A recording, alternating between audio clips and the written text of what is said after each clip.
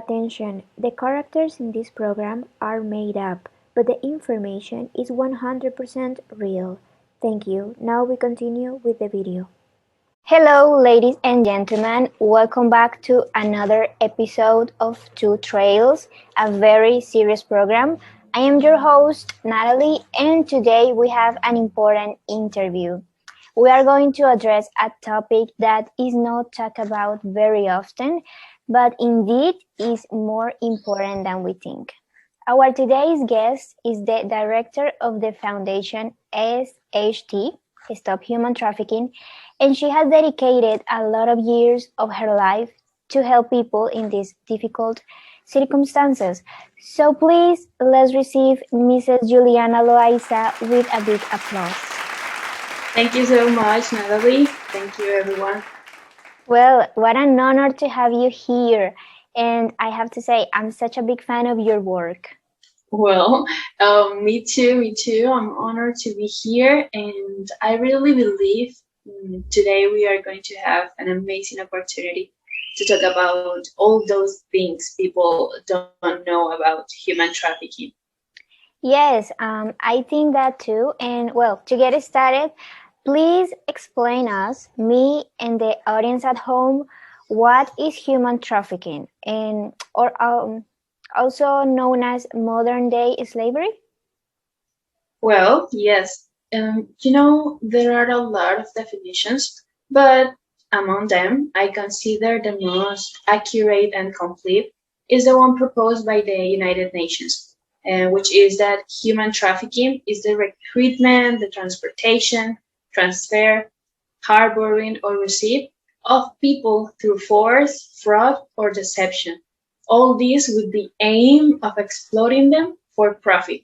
In other words, it is basically the process of trapping people through the use of violence and exploiting them for financial or personal gain. Okay, I see.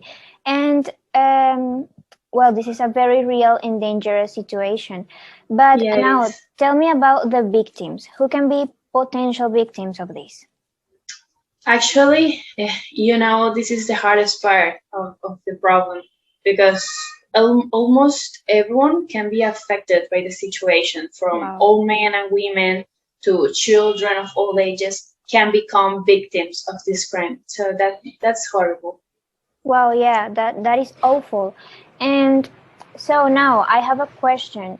This always has to do with transporting people from one place to another. I mean, since we are talking about recruitment and well, things like that. Yes, of course, it has to do with that. But, not all the cases are the same. Okay. So, in fact, people don't have to be transported across borders or countries to be considered as human trafficking. It can take place within a single country or in a single community. For example, as we may see here in Colombia. Did you know about that? Wow, yes, you're right. And now that you mention it, I've heard about people who were deceived into doing certain jobs, usually women. Yeah. But then the job turned out to be something else, a whole nightmare, like sexual exploitation or things like that. Exactly. And not only women, but also vulnerable people here in Colombia, and also not only Colombian, but also the Venezuelan immigrants. We see a lot of these. Can you tell us about that? Yes, totally. Vulnerable people, they are the main target for traffickers. And something shocking is that, as we were saying before, the traffickers exploit Colombian men and women and children in sex trafficking and forced labor, not only in Colombia, but throughout Latin America, Asia, Europe. So, for helping you to picture this, according to the US Embassy in the 2019, nearly the 55% of transnational cases were Colombian victims exploited in trafficking in Turkey and Dubai. Wow. Oh my God. That's a horrible reality. And Yeah. well, now let's move on to better news, right? Because that is what you are here. There is people like you who are fighting against this, and I want to hear about that. Tell us a little bit about projects and how the Colombian government is making part in this. Yeah, sure. The Colombian government nowadays fully meets the minimum standards for the elimination of trafficking, and it keeps demonstrating serious and sustained efforts during the reporting period. Thanks to all these efforts, it's why Colombia remained on tier one. Okay, I see. And could you explain to us about the tiers? What do they mean? Yeah, the tiers are a ranking system.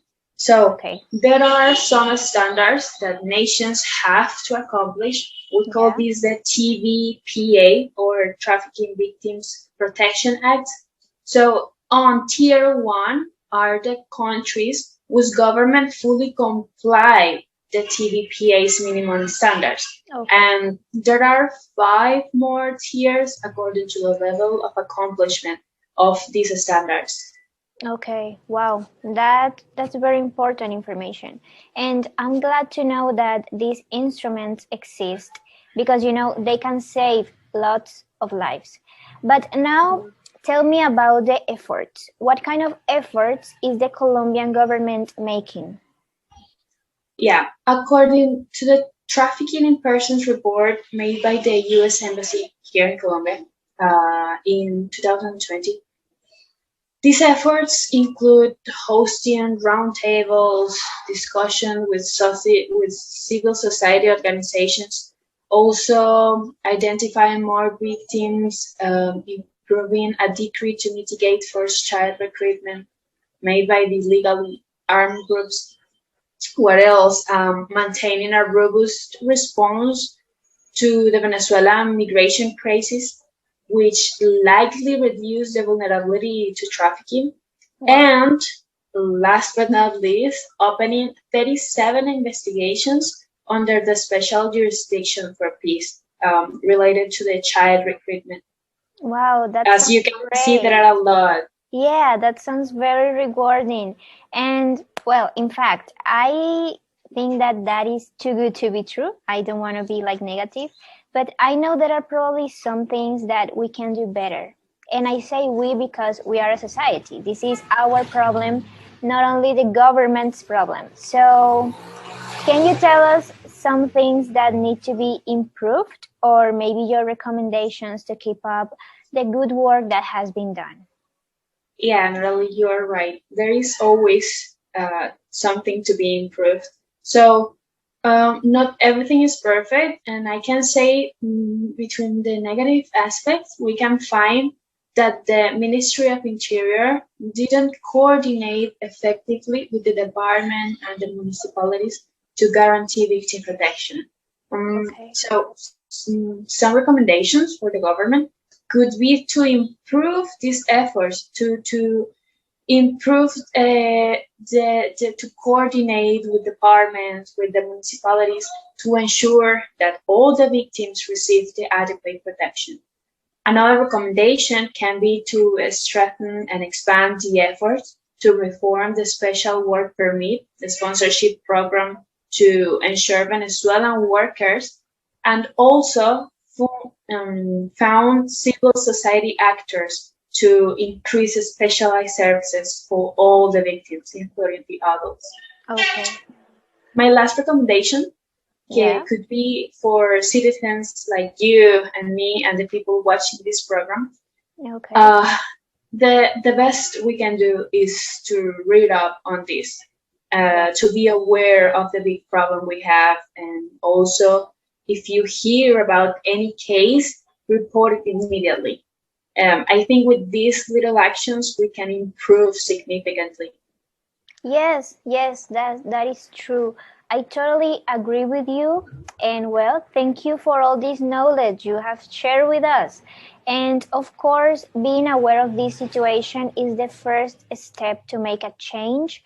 And as you mentioned before, governments must pay full attention to this situation. And like Colombia, I know there are many other countries that are fighting against this silent but deadly crime. So once again, thank you so much, Mrs. Juliana, for being Thank here. you for having me here. It was nice to be here with you.